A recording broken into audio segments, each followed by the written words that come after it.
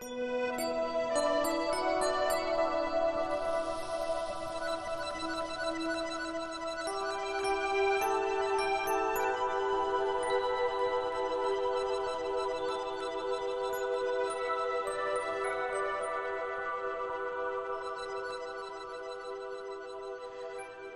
gün. Bugün biz Şuvaşстанда урнашкан Тотар авыллары буйлап сәфәребезнең чираттагы тукталышында Тукай авылында. Әлеге авыл Шуашиянең Комсомол районына керә. Бу Комсомол районы Татарстанның Кайбыш районы белән чиктәш. Авылның урнашуына килсәк, ул Казаннан 160 километр, Чебоксар шәһәреннән 120 километр ераклыкта, ничектер уртада урнашкан дип әйтсәк тә була. Ләкин бу Шуашстандагы башка татар авыллары кебек үк ул күбесенчә Казан ягына карап тора инде. Арасы да ул кадәр ерак түгел һәм аның сәүдә багланышлары да, рухи багланышлары да күбесенчә шул Казан белән бәйле. Моның тарихи сәбәпләре дә бар, чөнки элек-электән Тукай авылы ул Казан губерниясе составында булган һәм Зөя өязенә караган.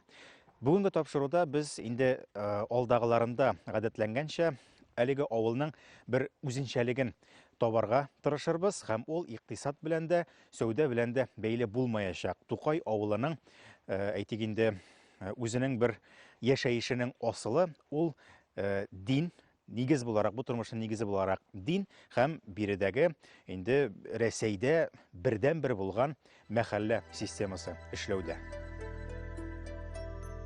Тукай авылына нигез салынган вакытта әлеге җирләр Дикое поле дип аталганнар. Кыр дип аталганына карап, аның хуҗасы булмаган дигән сүз түгел. Шыгырдан җирләре кебек үк бу җирләр дә нугай татарлар кулында булалар. Авылның хәзерге нәселләре бирегә бер фараз буенча Касыйм ханлыгыннан, икенче фараз буенча Түбән Новгород өлкәсеннән күчеп килгәннәр. Күченүчеләр арасында Тукай атлы адәм дә булып, аның исеме авыл атамасында мәңгеләштерелгән. Тарих һаман тирән, минем бер әйтерем сүзем бар. Мин тарихны яратам. Но тарихта кайсы бер вакыйгаларды яратып бетерелми. Шуңа күрә даталар бик тирән кителгән. Безнең документаль якларыннан, архивларны караган вакытта Тукай авылы 16-нчы гасырларга бәйләнә. Һәм инде мәчет тә шул ук вакытларда уже теркәлгән 16-нчы гасырларның соңгы елларында. Шуңа күрә 16-нчы гасырларга барып тоташа икәнлеген инде рәсми рәвештә белеп калабыз шулай. Ondan соңгы чорларда әйтик 18-нче гасырларда, 19-нчы гасырларда, менә төрле чорларда авыл халкының нәрсә белән шөгыльләнгәне, нәрсә белән көн күргәнлеге күренә. Безнең иң яхшы архив ул безнең олы яшьтәге абзыйлар, олы яшьтәге картлар. Алар белән аралашкан вакытта алар инде Кубаның турында сөйлиләр. Безнең һәр вакытта эшләгәннәр кич белән кич түккәннәр, кул хезмәте булган. Безнең инде мәсәлән урманнар ярып, урманнарны алып кайтып, урманнарны ярып, урманнан такта ясап, шул агачтан дип әйтгәндә шуны сата торган булганнар.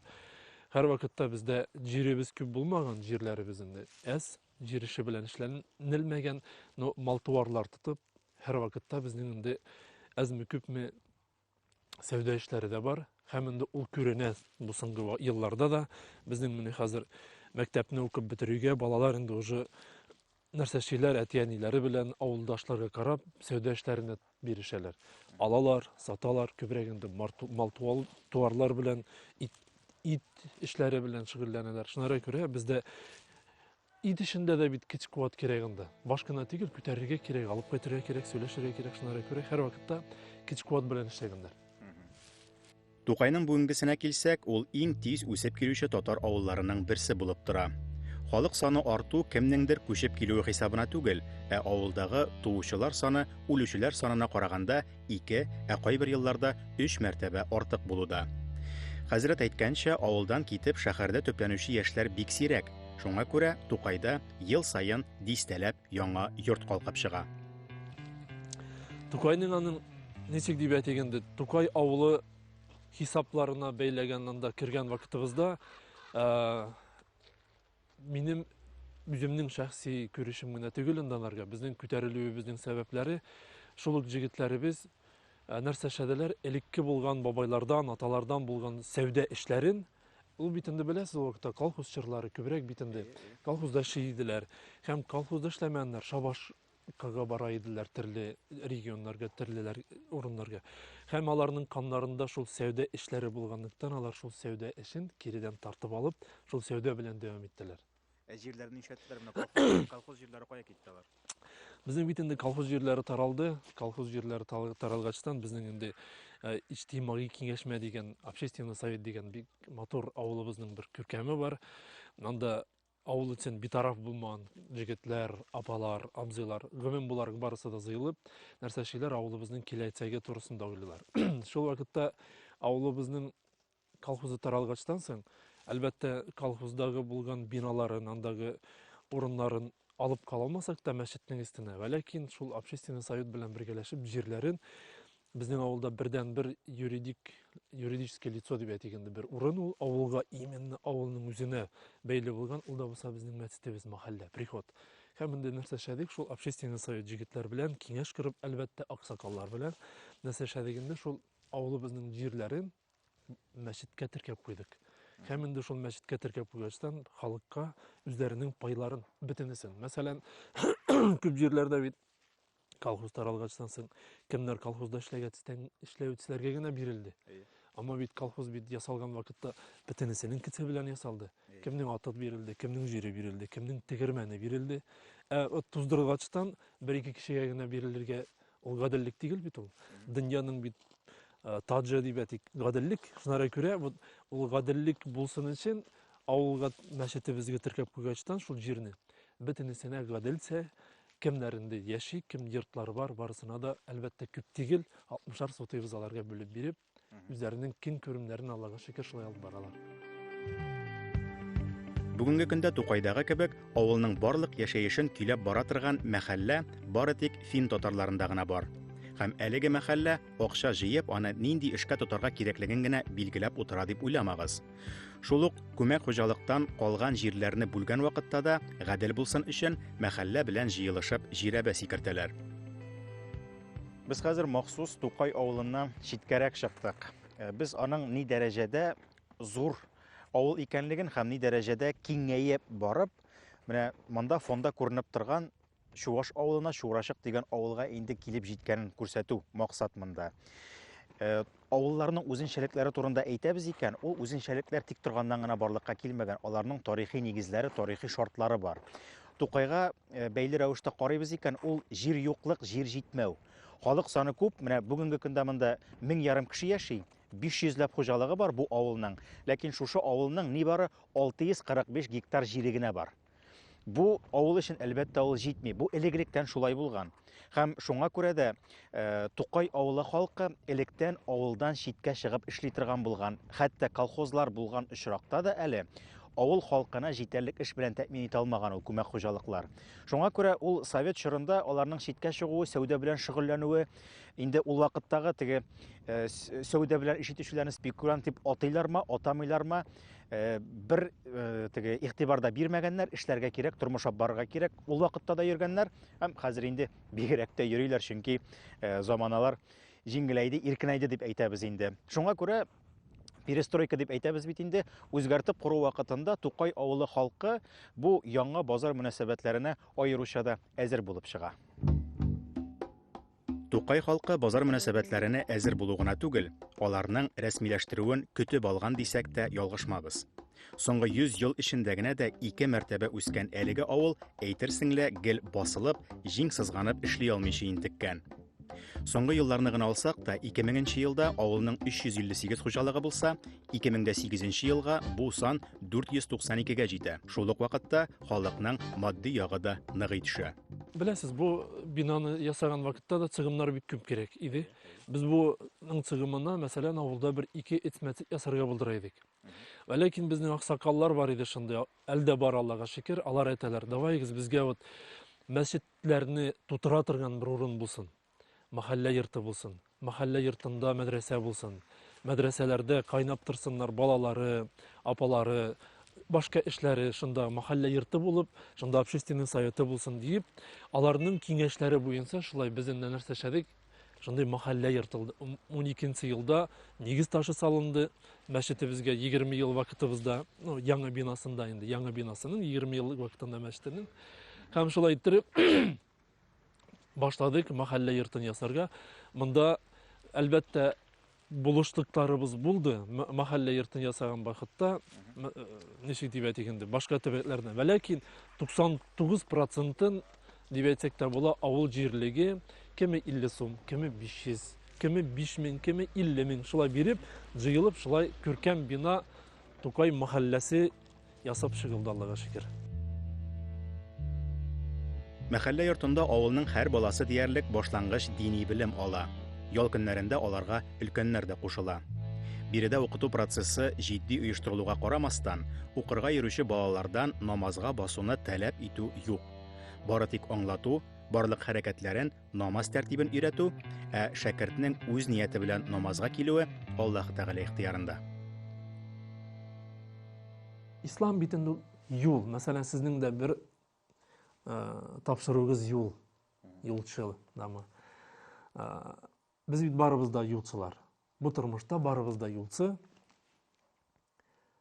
Taş yol var, hava yolu var, timir yolu var. En bittan bir yol var bizning. Turmuş yolu var. Can yolu var. O can yolumuzni bizning babaylar indi necha yıl elik can yolun İslam yolu deyip saylaganlar. Can yolların, turmuş yolların İslam bilen alıp barga. Şunlara göre birisi-birisine big beyli. Aytganim şekilli. Mında da bu teleskopnыкында söylegen vakitibizde biz tutunduk bir teleskoptan anın tarihın, İslam dinine nerseye kire ekenligin şunun bilen Kazan'a barıp andagı observatoriyalarga kadar lanlarını ekskursiyana kadar to есть bir kiçirek eyberden o целый bizning yartı yıllık deriske aylandı. Телескопка һәм мәдрәсәдәге укыту тәртибенә бераз соңрак әйләнеп кайтырбыз. Әлегә авыл эшмәкәрләрен барлап чыгыйк. Ни хикмәт, аларның эш юнәлешләрендә дә, эшләрен оештыруда да Тукай халкының динилеге күренеп тора. Шыгырдан эшмәкәрләре кебек, биредә дә хәләл продукция җитештерү юнәлешен сайлыйлар. Biz 2014-14 yıllardan beri şekillenmemizde bu iş bilen. Аңа кадәр берәр төрле эшмәкәрлеккә керешкән идегезме инде? Da türlü işler işlep karadığında biz özümüz KFH bizning özümüzning jir bilan işleymiz. Alma üstüremiz. Bizde alma dilerinde jir alması berengeli. Da iginçilik bilan, tirlikçilik bilan bu özümüz edirlegen iginlerden mal tuvar asrayız. Şu mal tuvarlardan üstürüp alardan mesela palı fabrikatlar yarım neydi? Palı fabrikatlar yasayız. Bilmenler katletler. Halal ittiribinde elhamdülillah şükür işleyimiz barısında. Jir бар дип әйттегез. Монда бит инде бу якларда жир алай күп күләмдә түгел. Ана ничек җайладыгыз менә ул мәсьәләне? Biz Allah da özü cəliyələrində biz gene mesela getirip çıkardı. Mesela arındık aldık. Neden? Hükümetten, şu hükümet jirinde, arındı jirlerinde işleyimiz. Bir әйбергә игътибар иттем. Менә монда язылган дуга ул нинди максат белән тора бирде? Дуга инде ул туры просто укып искә төшерүенде. Дуганы укып эшләргә дуга Хәзрәт безнең хәзрәтебез, стазыбыз Наил хәзрәт, ул әйткән иде, камырга дуга кушыгыз дип. Коръән аятлары кушыгыз дип. Аны ничек кушасың инде? Бит именно укып кушырга бит шуның киңәше белән элхамдулилlah аның белән кушкац тәмнәрәк тә татлырак та мәхәббәтлерәк тә булыр. Элхамдулилlah шикер булай продукция китеп бара. Кайларга сатасыз? Основной үзебездә инде монда Татарияга да чыгаргалыбыз. Без инде нидә катнашкан идек? Эшмәкәрләр җыенына Татарстанда. Ve anda malaylar kübesi şla işmekerler kilip sileget bizim de interes kirden de şunlarga şundan başlagan idik bu işke biz. Булай отышлырак чыгамы ит кенә сатуга караганда? Kim bilen indi yani? Хезмәте дә хайраны күп бит инде моның. Hizmeti küp indi sözlü yuganısı neden algan vakitte. Hizmetsiz нәрсе бар indi. Bizning основной әйбер җитештерү, халал ризык җитештерү иде инде халыкка. Шул максатыбыз шул иде безнең.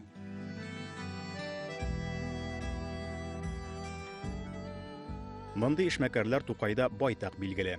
Читтән карап торганда әлеге авыл тулысы белән коттеджлардан гына торган сыман. Байлыктан бигрәк эшчәнлек күрсәткече ул минемчә. Монда бер генә хуҗалык та күргәзмә өчен дип төзелмәгән. Кайсысыннан тау булып өелеп торган тиреләр төйләр, кайсысыннан ит алып чыгалар. Авыл гөрли.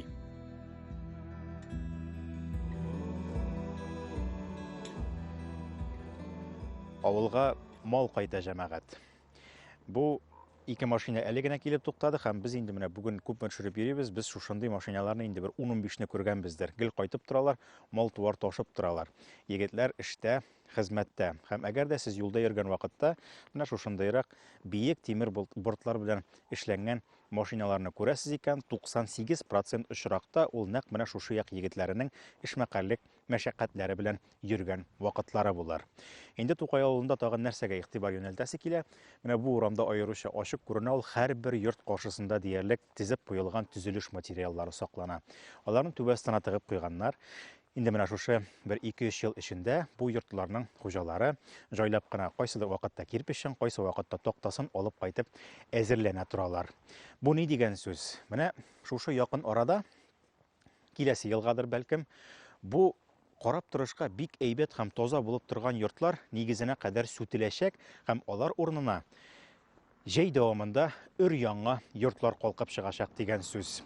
Бу Тукай авылы өчен аеруча хас әйбер. Бу һәрбер йортның һәрбер нигезнең язмышына язылган. Күп дигәндә 20 ел турамындагы йортлар. Һәм шул 20 елдан соң бераз инде хәл җигач, ул йортларны сүтеп бетерәләр дә, шул йорт урынына менә якынча шушындыйрак кыяфәттәге өр-яңа йортны төзеп тә куялар. Җәй башында төзи башлыйлар икән, көзгә кергәндә ул йортның инде диварлары күтәрелгән һәм ул түбә астына кергән булырга тиеш. Менә шулайрак яшәп яталар биредә.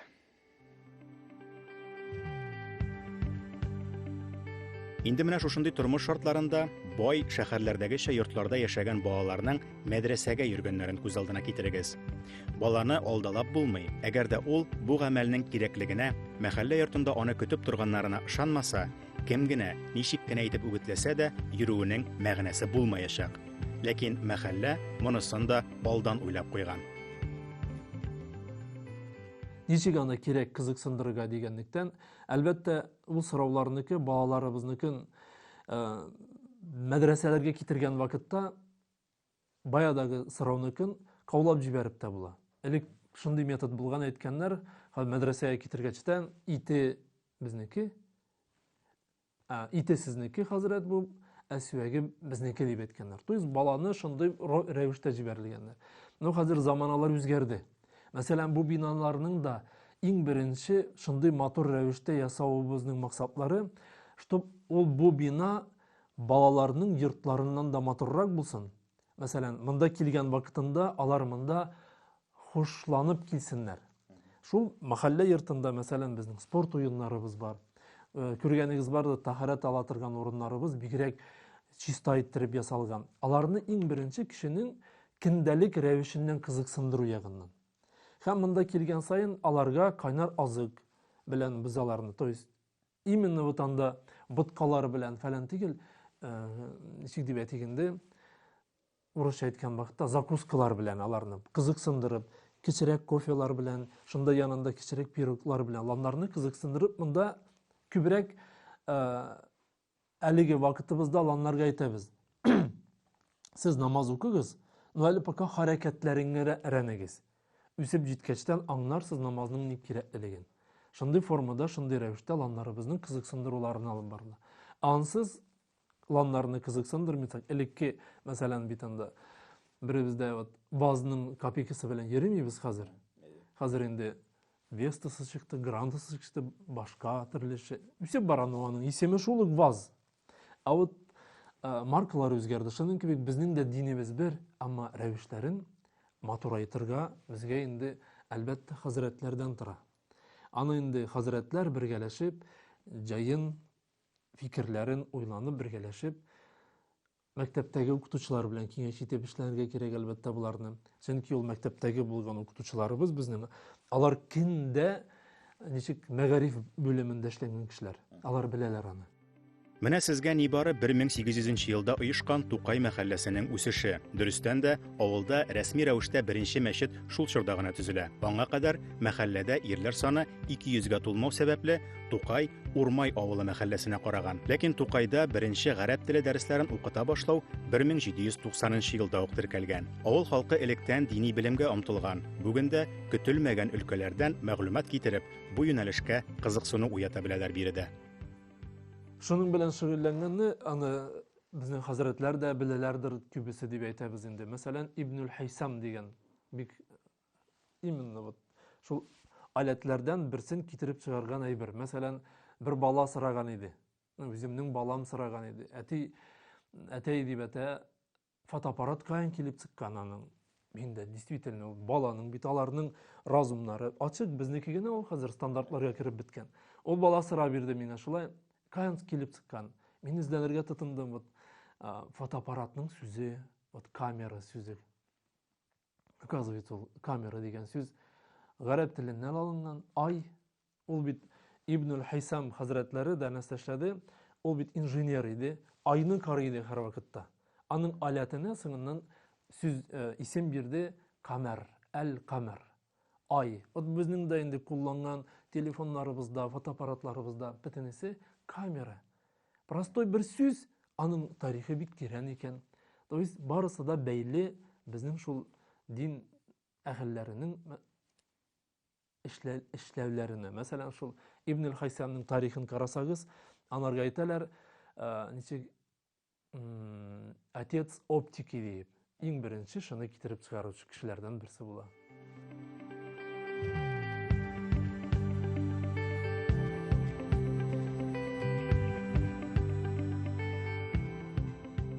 Авылда дин ныклыгы, аның борынгыдан килгән үз гадәтләре булу буш сүз түгел. Нәкъ менә Тукайда без уникаль мөнәҗәткә тап булдык. Аны изге Рамазан аеның соңгы 10 көнендә әйтә торган булганнар. Ул Рамазан ае белән хушлашу мөнәҗәте һәм аны бүгенге көндә дә хәтерлиләр, башкаралар.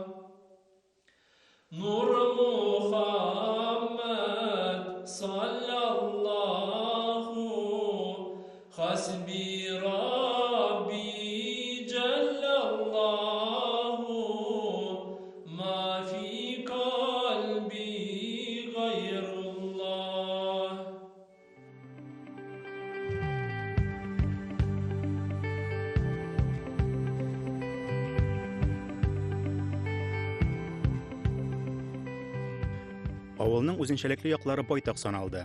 Мәхәллә булып яшәүдә электән ирекле эшмәкәрләр булулары да, иң авыр чорларда да диннәрен саклап килгәннәре дә әйтелде. Булар арасында Тукай халкының иң мөһим сыйфаты бердәмлек әлбәттә. Барлык мәсьәләләрне бергә җыелып сөйләшү, бергә акча җыеп хәл итү. Һәм игътибар итегез, Тукайдагы иң зур төзелешләр үзара салымнар җыела башланганчы халыкның үз көче белән башкарылып чыккан эшләре.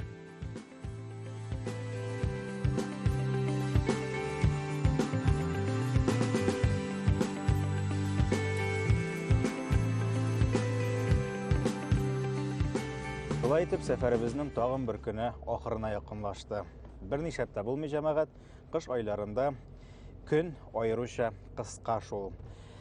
Шулай булмаса, без бер караңгыдан икенче караңгыга кадәр 15-16 сәгать эшләргә дә риза булыр идек. Чөнки биредә кызыклы материал, кызыклы шәхесләр, тарихи сәхифәләр безгә очрап кына тора. Ләкин булган кадәре белән генә дә сезгә әлеге яктагы татар авылларының үзенчәлекләрен җиткерә алырбыз дип өметләнәбез. Бу авылларда яшәүче мишәр татарлары әйтмешли, булганына риза булыгыз, булмаганын сорамагыз, гаеп итмәгез дип әйткән сүз инде бу. Әлегә сезнең белән саубуллашып торабыз, ә менә киләсе атнада без шулай ук бик нык үзенчәлекле һәм кызыклы Шишкан дигән авылда очрашырбыз.